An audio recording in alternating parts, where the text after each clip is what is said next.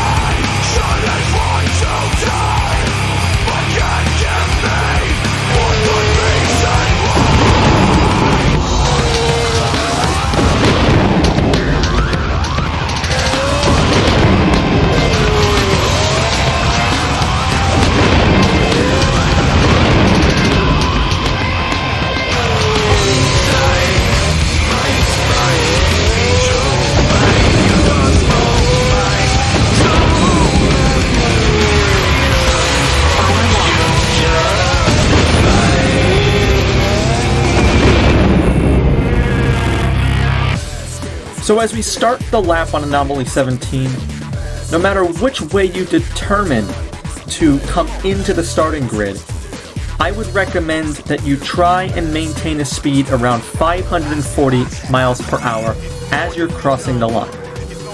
That will lead to an ideal starting pace as you move into the lap. Now, XGRA has a couple of peculiar features in contrast to the other games in the franchise.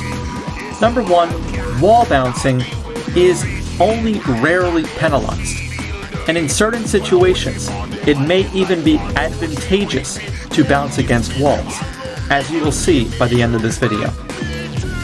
Secondly, there is no turbo or nitro boosting features in a time trial scenario such as this. So instead, we want to rely on these speed pads on the ground. I recommend hit the speed pads at the very beginning of the arrows to rocket yourself to maximum velocity. Now in this particular turn, we're once again hitting the speed pads, but I'm not trying to avoid a wall bounce, I am actually facilitating one. And you can see by my speedometer, there isn't the speed loss that you would expect from similar racing games. Once you achieve those two bounces properly, fly over that second boost pad, and make your way for the first difficult turn of this track. Now this turn needs to be taken tightly, and I even use a hint of the braking feature in order to achieve this. The brake in XGRA shifts the bike's angle in a more dynamic direction, allowing me to take this turn extremely closely and still hit the speed pad on the right-hand side of the track. Now from here, we've talked about this concept in other videos. Track memorization is critical. For this drop now, we have a blind hill with a speed pad on the bottom, but we need to know to stay on the left side in order to gain the most amount of velocity. As we make our way into the cavern now, I line myself up once again to the beginning of a speed pad, fly through it, and prepare on the most exciting section of the track. This drop into the canyon, followed by this upward slope.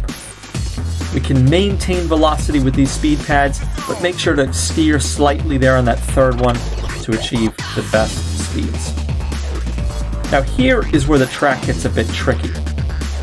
We have a left-hand turn that is ordinarily a bit too sharp to take regularly with the Templar bike that I am using, which is, for those unaware, the most dynamic vehicle in the game in terms of speed and grip. What I try and do here is hug the apex of the turn as closely as possible without hitting. But I'm fully prepared in 90% of attempts to slam into this wall on the right. Notice the lack of speed loss and even a speed gain. That is because I used the wall to ricochet me across the turn. Having said that, I can't see where I'm going up ahead. So once again, track memorization, I know based on prior attempts that I need to be moving my vehicle to the right, despite the presence of a curve that looks like it's going to the left before going right again. This allows me to slip into this speed pad and make my way into this fork in the road. Take the left-hand side of the fork, as the right-hand side would normally contain arcade power-ups that would potentially give you the ability to initiate an acceleration boost that are disabled in time trials. So take the left-hand fork and align yourself to where you can expect to drive as straight as possible on this oscillating loop. When you watch this lap or other XGRA laps in real time, you will hear the bike break supersonic speeds with a sonic boom and a blurring indication on the screen that you have achieved this speed. So take a look here as I cross through supersonic. You see how the screen actually warps a little bit? In real time, that's more evident. But that is one of our clearest indications that we've hit the appropriate speeds in a given section.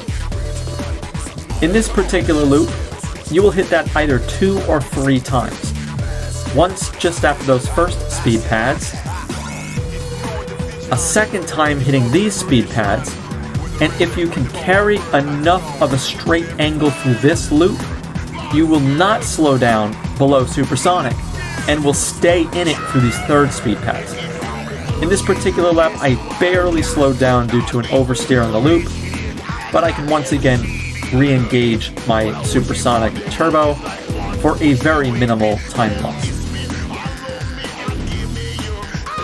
As I come into this left-hand tunnel now, the idea of utilizing the presence of sonic booms to determine speeds is of critical importance. With this particular line hitting the left side of the boost pads, then filtering over to the right-hand side of the track, I will engage in another supersonic turbo right here coming over the hill. This would not occur if you drive on the track to the left side, which would ordinarily make more sense given that you're cutting off turning distance. Hitting supersonic speed here allows me to drop right into yet another set of speed pads. First to the right, then to the left. There's a lot of oscillation here, and it makes for quite a dynamic racing experience. Coming into the final set of turns here for the track, I try to hug this one closely and prepare for a section of the track where there are a number of potential options. This is a very sharp left-hand turn, not too dissimilar to the one before the loop prior. Ordinarily, you would think once again, let's turn sharply and initiate a bounce into this wall. The problem that I experienced is that the ricochet off of this right-hand wall here is too minimal to shoot me way over to the left again to hit this speed pad. What I found to be a little bit more consistent is to apply the brake. So right as I reach the portion of the turn where it becomes completely blind, around here, I hit the brake. You can see the drop in the speedometer. Now I'm in position to drive right over the speed pads. The downside of this approach is that you're not going into the speed pad with as much speed, but the benefit is you're able to catch more of it from the beginning.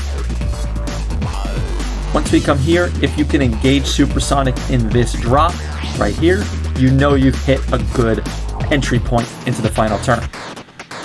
Now here's where things get really interesting. I have a right-hand turn coming up. Let's turn right, correct? Well, actually, due to the angle of this turn, I am instead driving to the left, bouncing aggressively off the side, and now slamming on my right side turn. And look what that does. I just catch the end of the boost strip. From here, watch my speedometer. From 681, I rocket to 800 plus. Then I intentionally bounce against this wall, maintaining my 800 plus velocity, and I quickly straighten my ship out as much as possible as I go into the finish line. Whether these approaches remain effective on other tracks in this game remains to be seen. This is the only track that I've time trialed, and a lot of the locations in this game involve tracks where there's much more of a distinct separation between speed lines and wide open areas where weapon usage becomes the priority. Regardless, if you yourself decide to dive into Anomaly 17, you now have the tools of doing so. This is Striker, and I want to thank you all so much for listening to my strategy guide today, and I look forward to bringing you even more surprises in the future. Have a great day. Rockin' this mic, got you jockin' it right. I love the session for the soldier who be rockin' it tight. Don't be scared, just let yourself go. I'm leaving shit